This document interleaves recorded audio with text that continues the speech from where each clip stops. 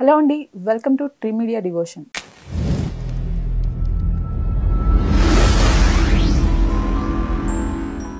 ఈరోజు మనతో ప్రముఖ జ్యోతిష్యులు, వాస్తు నిపుణులు, ఆధ్యాత్మికవేత్త శ్రీ నానాజీ పట్నాయక్ గారు ఉన్నారు. నమస్తే సార్. శ్రీమాత్రే నమః. సార్, జూలై మాసంలో కన్యా రాశి వారికి ఎలా ఉండబోతుంది సార్? కన్యా రాశి వారికి కనుక చూసుకున్నట్లయితే జూలై మాసంలో రాస్యాధిపతి దశమంలో ఉంటున్నాడు అండ్ రాశిలో కేతు ఉన్నాడు. సర్వసాధారణంగా వీళ్ళకి ఏంటంటే స్థితి వైరాగ్యంగా ఉంటుంది పరిస్థితి అనేటువంటిది. అంటే ఏదో వైరాగ్య సంబంధంగా ఉండడం, కొంచెం డిస్టర్బ్ అవ్వడం ఇట్లాంటివి ఉంటుంది. బట్ ఏదైనా కొంచెం ఫైనాన్షియల్గా కావచ్చు అండ్ అంటే కెరియర్ పరంగా గ్రోత్ వస్తుంది అక్కడ కొంతవరకు ఇప్పుడుండే గ్రహస్థితి చూసుకుంటే కనుక. వీరికి ఫైనాన్షియల్గా అలానే కెరీర్ పరంగా ముఖ్యంగా ఎలా ఉండబోతుంది? ఫైనాన్షియల్గా అంటే మౌఢ్యమి నడుస్తుంది. అంటే ధనస్థానాధిపతి ఎప్పుడైతే రవితో ఉన్నాడో సూర్య భగవానుడికి చేసుకుంటే ఫైనాన్షియల్గా బాగా గ్రోత్ ఉంటుంది. సూర్య భగవానుడు కనుక చేయకపోతే ఫైనాన్షియల్గా అంతంత మాత్రంగానే ఉంటుంది ఇప్పుడు వీరికి.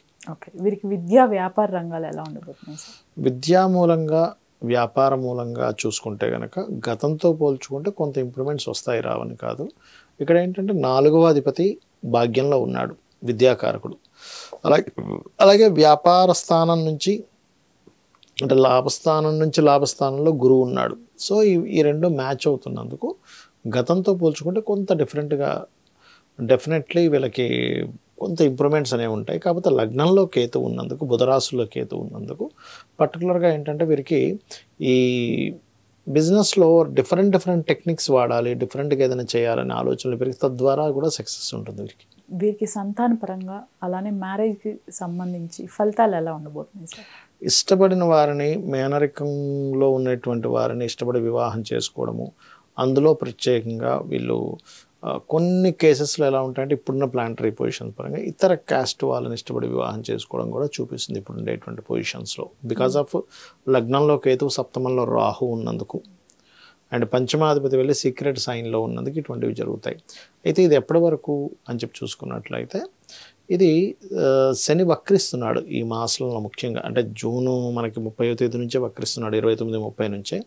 సో కొన్ని సందర్భాల్లో ఏమవుద్దంటే ఇష్టపడి వివాహం చేసుకునే వాళ్ళలో ఇంట్లో అప్పటి వరకు ఒప్పుకొని సరే చేస్తాంలే అని ఒప్పుకొని మళ్ళీ వెనక్కి వద్దులే అని చెప్పి వెనక్కి రావడం, ఇట్లాంటి సందర్భాలు కూడా వీళ్ళకి జరుగుతాయి. ఓకే, బికాజ్ ఆఫ్ వక్రగతి వల్ల. వీరికి ఆరోగ్యపరంగా ఎలా ఉండబోతుంది సార్? ఆరోగ్యపరమైనటువంటి చూసుకుంటే అనారోగ్య సమస్యలు తగ్గే యోగం నడుస్తుందని చెప్పచ్చు. బికాజ్ ఆఫ్ 6లో ఉండే గ్రహం 5కి వస్తున్నాడు. సో అంటే 6 తగ్గుతుంది అని అర్థం. అంటే రుణాలు, రోగాలు, శత్రుత్వాలు కూడా తగ్గుతాయి అనారోగ్యంతో పాటు అనేటువంటి చాలా స్పష్టంగా గోచరిస్తుంది. ఎవరికైనా దీర్ఘకాలిక రోగాలు ఉన్నా సరే తగ్గుతాయి అనుకుంటే అనేటువంటి ఒక హోప్ పెట్టుకోవచ్చు. వీరికి ముఖ్యంగా ఈ రాశి వారు తీసుకోవాల్సిన జాగ్రత్తలు ఏంటి సార్? జాగ్రత్తలు ఏమిటి అంటే, ఒకటి ఇక్కడ వీరికి ఎప్పుడైతే సప్తమ స్థానంలో రాహు ఉన్నాడు, సంబంధాలు కుదుర్చుకునే విషయంలో, పార్ట్నర్స్ని కుదుర్చుకునే విషయంలో జాగ్రత్తలు తీసుకోవాలి. లగ్నంలో కేతు ఉన్నందుకు ఎటువంటి నిర్ణయాలు తీసుకుంటున్నాం అనే ఆలోచనలో ఉండాలి. ఇవి మెయిన్గా జాగ్రత్తలు తీసుకుంటూ వెంకటేశ్వర స్వామి ఆలయము వెళ్ళడం, అక్కడ స్వామివారిని దర్శనం చేసుకోవడము, ఓం నమో వెంకటేశాయ అనే నామస్మరణ, గణపతిని ధ్యానించుకోవడం మంచిది. ఈ రాశి వారు కాకుండా జనరల్గా ప్రతి ఒక్కరూ ఏవైనా చేసుకోవాల్సిన పరిహారాలు కానివ్వండి, లేకపోతే జాగ్రత్తలు కానివ్వండి, ఏమైనా ఉన్నాయా సార్? తప్పకుండా అమ్మ. ఫస్ట్ ఆఫ్ ఆల్ ఏంటంటే మనం యూనివర్సల్గా తీసుకున్నాం. ఈ ఒక్క రాశి మేషమో, వృషభమో, మిథునమో అని కాకుండా 12 లగ్నాలే కాకుండా మనకి కొంతమందికి లగ్నము, రాశి, నక్షత్రం ఏమీ తెలియదు. కానీ ఇన్ జనరల్గా మనకి గోచారంలో అంటే ఇప్పుడు ప్రజెంట్ ఉన్న గ్రహాలు పరస్పరము వీక్షణ కానీ కలిసి ఉన్నప్పుడు కొన్ని ఎనర్జీస్ని రిలీజ్ చేస్తూ ఉంటాయి. ఎలా అయితే మనకి ఇప్పుడు చూడండి క్రోధినామ సంవత్సరం అంతకంతో గొడవలుగా, ఇబ్బందులుగా, రకరకాల ఇదిగా ఉంటుంది అనుకో, అలాగే కనిపిస్తుంది మనకి. చూడండి ఎక్కడ చూసినా ఏదో గొడవ అట్లా ఉంటుంది. అయితే ప్రతీ నెల కొన్ని గ్రహాలు పరస్పరం వీక్షించుకున్నప్పుడు కానీ, కలిసి ఉన్నప్పుడు కానీ, పిఏసి అంటారు, అంటే ప్లేస్మెంట్, ఆస్పెక్ట్ అండ్ కంజంక్షన్లో ఉన్నప్పుడు ఒక ఎనర్జీ ఫామ్ అవుతూ ఉంటుంది. అది ప్రకృతిలో కావచ్చు అండ్ మనుషుల్లో ఉండేటువంటి తత్వాల్లో కావచ్చు. ఇది ముఖ్యంగా గొడవకి దారితీసేటువంటి యోగాలు ఎక్కువగా పనిచేస్తున్నాయి. కాబట్టి వీలైనంత మట్టుకు కూల్గా మాట్లాడుతూ ఉండడం బెస్ట్. అగ్రెసివ్గా వెళ్ళినప్పుడు అదేమవుతుందంటే పెద్ద గొడవకి దారితీస్తుంది. ఎలా అంటే ఒక చిన్న గొడవ మామూలు మాట అనుకొని కట్ అయిపోతారు, అది ఒక్కొక్కసారి చిన్నది కాస్త చాలా పెద్దది అవుతుంది. ఈ కాంబినేషన్ ఏంటంటే గొడవ అవుతుంది అని అనుకున్నప్పుడు అక్కడ కట్ చేసి స్మైల్ ఇచ్చి పక్కకి వెళ్ళిపోవడం బెస్ట్. దాన్ని అగ్రెసివ్గా తీసుకుంటే అది చాలా అంటే లాంగ్ టర్మ్ గొడవల్లోకి తీసుకెళ్తుంది. అంటే మాట్లాడుకోకుండా కొన్ని సంవత్సరాల తరబడి ఉండిపోవడానికి దానికి దారితీస్తుంది ఒకటి.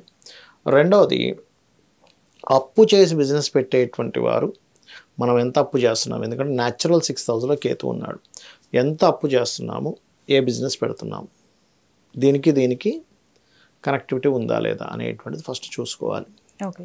చూసుకొని అప్పు అనేటువంటిది తీసుకోండి. అలా తొందరపాటు పడి, ఎందుకంటే సంవత్సరం వరకు మన కేతు కన్యారాశిలోనే ఉన్నాడు కాబట్టి 1 year వరకు నేను చెప్పే జాగ్రత్త ఇది. ఈ గొడవలకు సంబంధించింది మాత్రం ఆల్మోస్ట్ నెక్స్ట్ మంత్ 13th వరకు ఉంది కాంబినేషన్, అది మెయిన్గా చూసుకోండి. 13th తర్వాత అన్ని రాసుల వారికి ఏంటంటే గతంలో ఏదైతే ఉద్యోగం వద్దనుకున్న వాళ్ళు, మిమ్మల్ని వద్దనుకున్న వాళ్ళు, లేకపోతే మీరు వద్దనుకున్న వాళ్ళు ఎవరైనా మళ్ళీ రిటర్న్ వచ్చే ఛాన్సెస్ ఎక్కువగా కనిపిస్తున్నాయి అందరికీ కూడా. అది ఎందుకంటే శని వక్రగతి జరగబోతుంది, జరిగినందుకు ఆ యొక్క ఫలితాలు వస్తాయి అక్కడ, అది మెయిన్గా చూసుకోవాలి. అండ్ అలాగే ఇంకొకటి ఏంటంటే ఈ 15, 16 తేదీల తర్వాత జలరాశుల్లోకి వెళ్తాడు రవి. అన్ని రాసుల వారికి కూడా ఒకటే, ఈ జలరాశుల్లో రవి ఉన్నప్పుడు వాహనాల మీద అందరూ కూడా కొంత జాగ్రత్తగా వెళ్తూ ఉండాలి. ప్రతి ఒక్కరు కూడా. ఎందుకంటే జలరాశి అనేది ఏంటంటే న్యాచురల్గా రవి అనేటువంటిది ఆలోచన కారకుడు. ఈ ఆలోచన సూర్యభగవానుడికి ఎందుకు ఇచ్చారంటే న్యాచురల్ 5th లార్డ్. జలరాశుల్లోకి వెళ్ళి రవి ఏం చేస్తాడంటే కొంచెం ఎండను తగ్గిస్తాడు, వర్షాలు పడేలా చేస్తాడు కాస్త. మనకి జూలై 14, 15 తర్వాత నుంచి అంతా కూడా.